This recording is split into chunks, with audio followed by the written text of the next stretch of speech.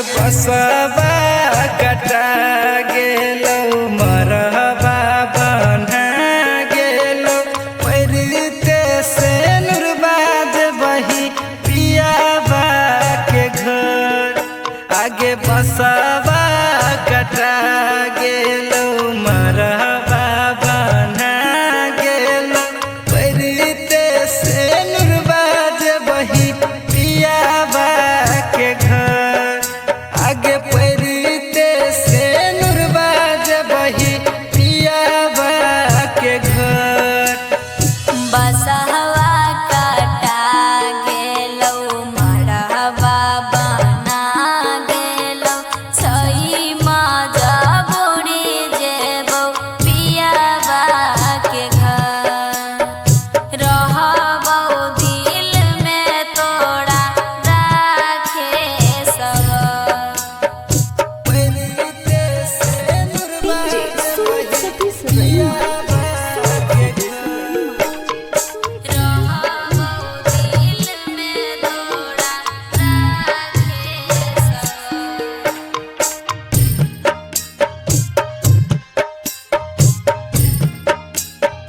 परिते से नुरबाज बही पियाबा के घर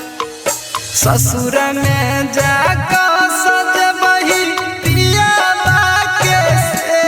दिगे कट के दै छियौ दिलवा लाजो दहेज में एना किया कानै छी सुने हे रे बाबू फोन के छै जवाना राखे दिलवा पे काबू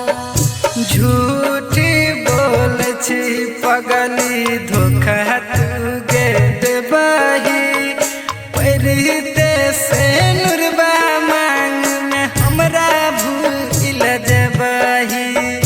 परिते से नुरबा मांग में पिया घर जबही परिते से नुरबा पियाबा के घर रहबो दिल में तोड़ा राखे सब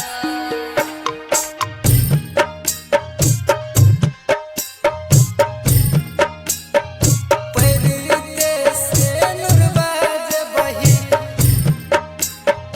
पियाबा के घर केकरा से कहो बही गे अपन दिल के बतिया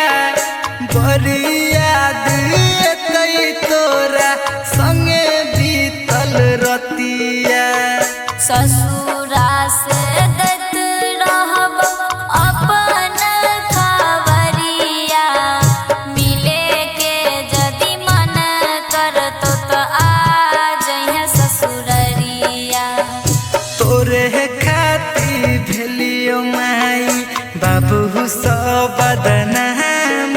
गे तोरी के जाई छही हमर अरमान